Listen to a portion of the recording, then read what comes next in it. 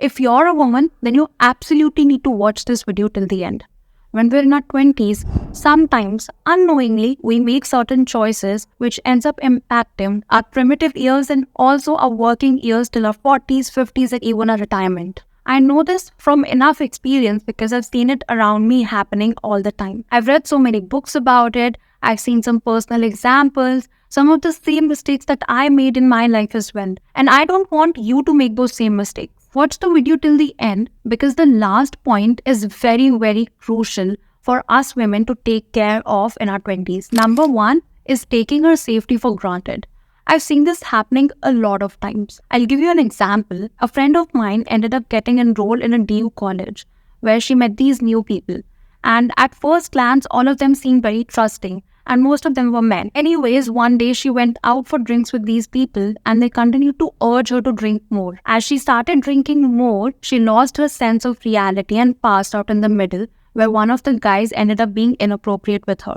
Now, this incident ended up leaving a big impact in her life and something which haunts her to now. Why am I sharing this with you? It was completely tragic what happened with her.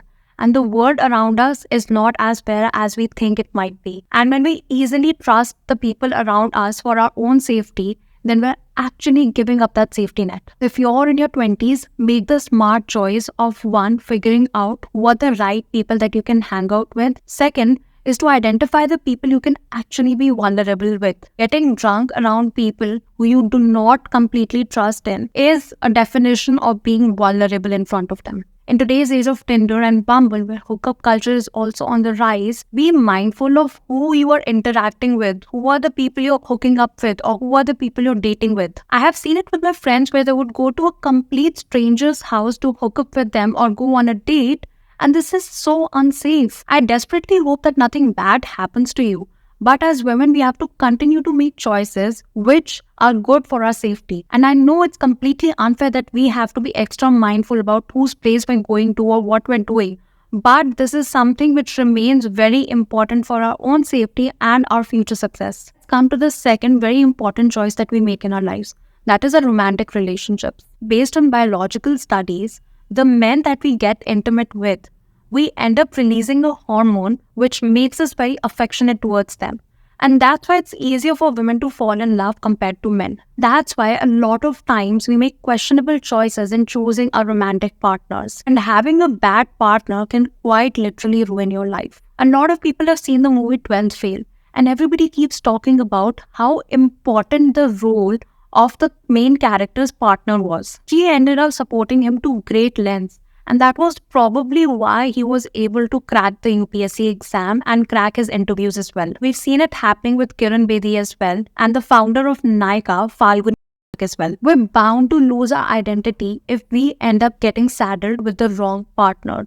So be extra mindful about who you choose to spend your life with, or who you choose as your romantic partner. Look for somebody who's very supportive of your dreams, somebody who respects you, somebody who appreciates you, and somebody you can actually trust. Let's come to the third point, which is financial literacy. For us women, it's very important to be financially independent.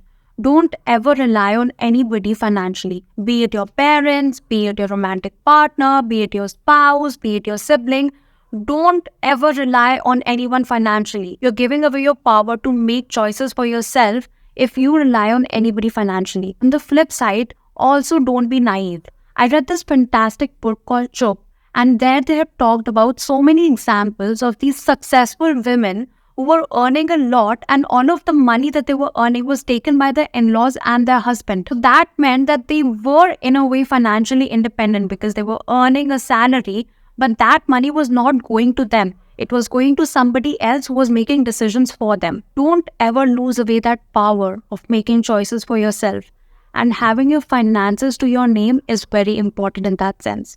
Don't have a joint account. Have your own personal account. On top of that, don't stop working. I know it's hard to sustain a corporate job, but even if you're raising a family, don't make the decision of leaving the job, because if you are dependent on your partner financially, if God forbids anything happens in your relationship and you want to separate, that decision is going to be very hard to take. And sometimes you'd want to take some decisions which are based on your own merit compared to your partners or your families.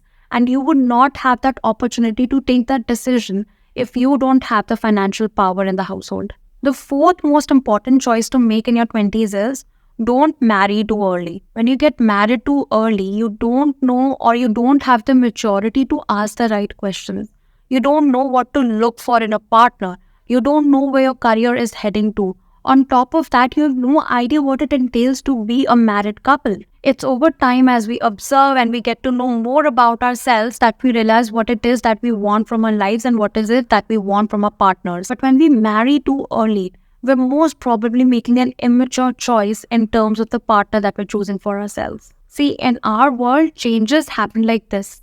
There was a time when changes around our world took a very long time to occur. But in the age of social media, every 2 minutes, somebody is completely changing their outlook towards life and they're probably changing their perception about themselves. And that is why we ourselves don't know what we want from our lives. And when we marry too early, we're forcing ourselves to stay in a relationship and to compromise. And that situation would not have come if we had taken the decision to marry later in our life when we were more mature to take the decision of who we want as a life partner. Now, moving to the fifth point, that is learning to be more assertive. From the start, I was told to be meek. There were certain aspects of my life, it was controlled in a certain way, which ended up making me feel very shy. And I've seen this trend across a lot of women that I've come across. We're told to be timid. We're told to act in a certain way, which ends up making us feel more underconfident in social gatherings or even in our corporate jobs. So when we learn to be assertive and when we learn how to be assertive, then automatically a lot of things start working in our favor.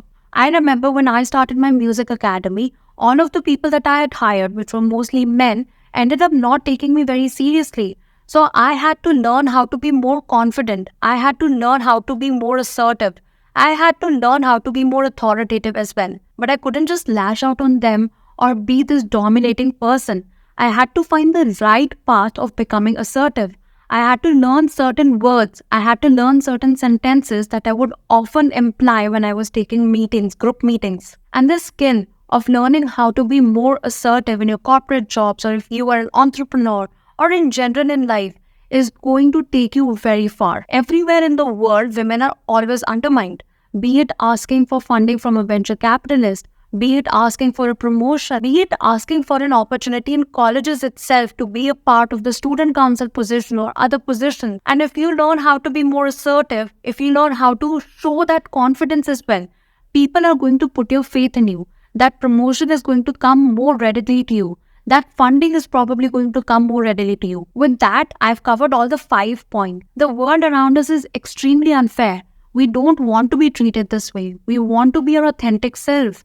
But often that backfires when it comes to being a woman. Like the first point that I had made. I used to get a lot of backlash on this. That, this is not feminist. How can you say that we're not supposed to do this? We're not supposed to do that. I'm a woman. I should be able to do anything that I want with my life. Absolutely. But certain choices that you make in your life right now can ruin your future. And safety is one of those. Financial literacy is one of those. Being assertive is one of those. Work on these skills. And I'm guaranteeing you right now, if you work on all of this right now in your 20s, you're going to have a much more successful life. So make the hard choices. Be comfortable making the uncomfortable choices in your life. Yes, you will have to miss out a lot.